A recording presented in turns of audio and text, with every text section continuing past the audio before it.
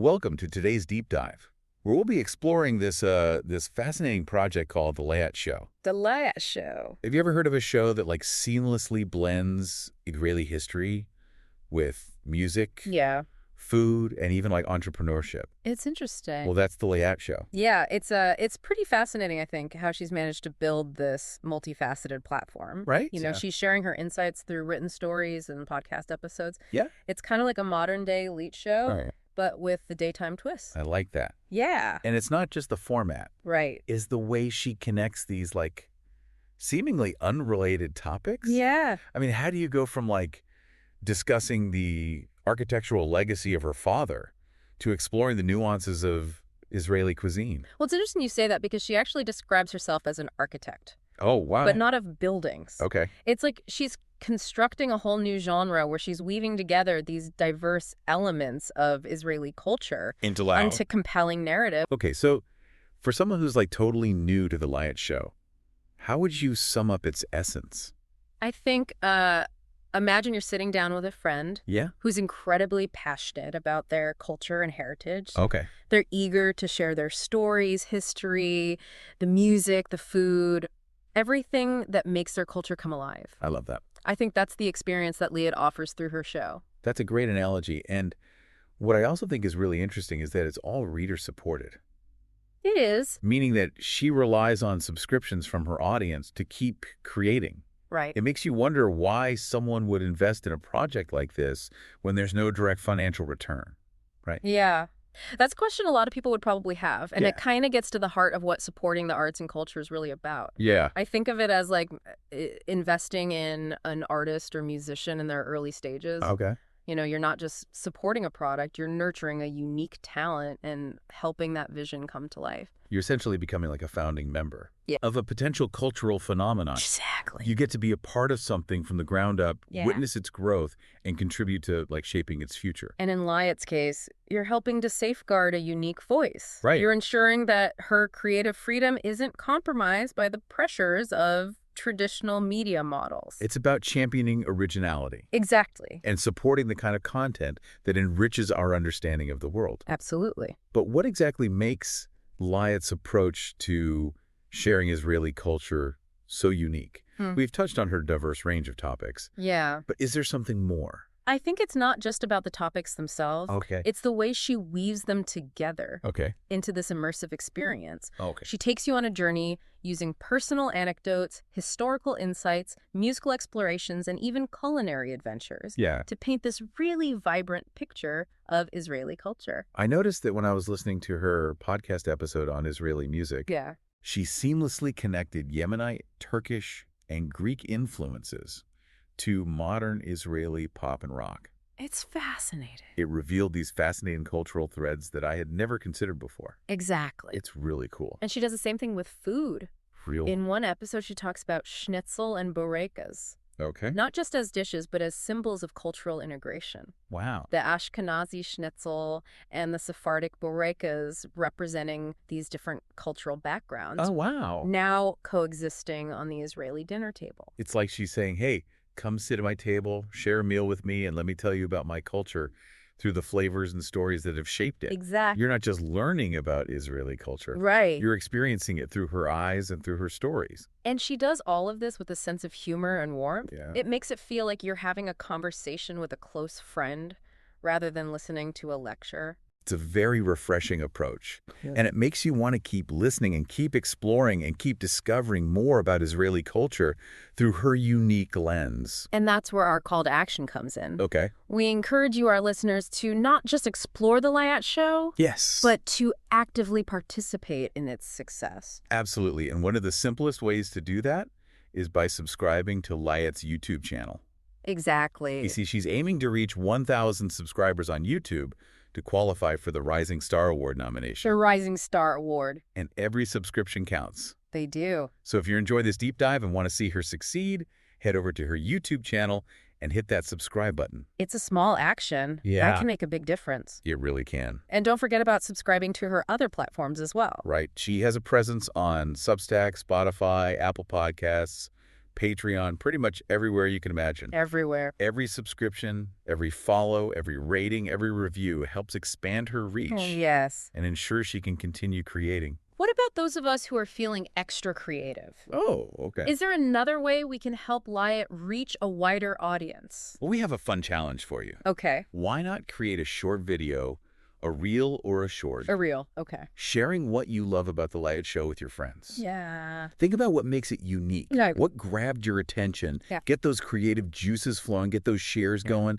and the most viral entry wins a prize. A little friendly competition never hurts. Exactly. But even beyond the prize, it's about spreading the word and introducing others to this extraordinary project. I agree. Okay, so before we move on to the next part of our deep dive, let's take a moment to recap what we've learned about the Liat Show so far.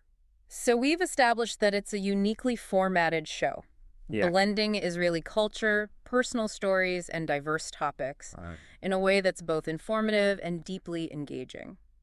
We've also discussed the importance of supporting projects like this, not just for their entertainment value, but also for the way they enrich our cultural landscape. That's right. And challenge conventional storytelling methods. But there's still so much more to explore. Stay tuned, because in the next part of our deep dive, we'll delve even deeper into what makes Liat's approach to sharing Israeli culture so captivating. I'm excited. You won't want to miss it. One thing that really struck me about Liat's work is how she kind of challenges the traditional boundaries between different forms of media. Okay. Is it a written story? Is it a podcast? Yeah. It's almost like she's creating a hybrid genre that defies categorization. And that's part of what makes it so refreshing. Yeah. It's not bound by like the constraints of traditional media formats. Right. It's this fluid, Yeah. evolving entity that truly speaks to a modern audience used to consuming information in diverse ways. And I think that's precisely why investors should pay close attention to what Liat is creating. Okay. This isn't simply about supporting a passion project. It's about recognizing a potential cultural phenomenon in its early stages. But wouldn't some argue that investing in a traditional company Sure. with a clear business model and predictable returns is a safer bet? Yeah. How would you address that concern? Well, of course, traditional investments have their place. Yeah. But where's the excitement in always playing it safe? Right. Investing in the Liat Show is like investing in a work of art, Right. a piece of cultural history in the making. Wow. It's about believing in the power of creativity and innovation to shape the future. So you're framing it as an investment in something much larger than just financial returns. Yes. It's an investment in cultural capital, Exactly. in fostering a deeper understanding of the world around us. And let's be honest. Yeah. Wouldn't you rather be a part of a movement that supports a unique talent like Liat's than simply add another line to your stock portfolio? Yeah. I think you've made a very compelling case for why supporting the Liat Show is worthwhile. I think so. But let's get practical for a second. How can listeners, as potential investors in this cultural endeavor, ensure that the Liat Show not only survives, but thrives in the long run? That's a great question, and I think it involves a multifaceted approach. Okay. Firstly, we need to spread the word. Mm-hmm. Tell your friends, share it on social media, write reviews. The more people that know about the Liat Show, the greater its potential for growth.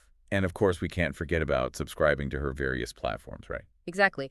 Liat has mentioned that her work is primarily reader-supported. Right. So subscribing to her Substack is a very direct way to support her financially and ensure she can continue creating without compromising her creative vision. Right. And it's not just about the money. Yeah. It's about being part of a community. Yeah. A group of people who believe in the power of storytelling to connect us across cultures. It is about being more than just a passive audience. Exactly. It's about becoming active participants in the narrative. Yes. Helping shape the future of a project you believe in. And speaking of active participation, yes. Let's not forget about the YouTube Rising Star Award nomination. Right. Every subscriber counts. So if you're on YouTube right now, hit that subscribe button and help Liat reach her goal.